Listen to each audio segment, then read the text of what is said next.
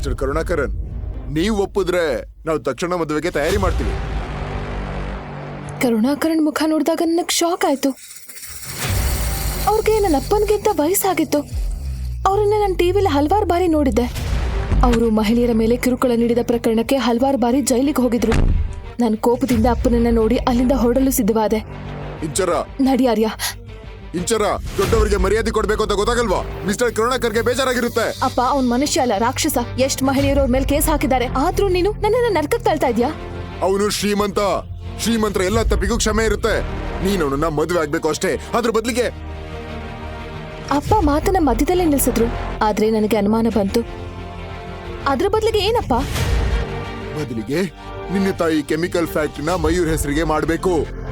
ಆಗಷ್ಟೇ ದೀಪಿಕಾ ಅವನನ್ನ ಮದುವೆ ಆಗ್ಬೋದು. ಓ ಗಾಡ್, ಸಾಧ್ಯನೇ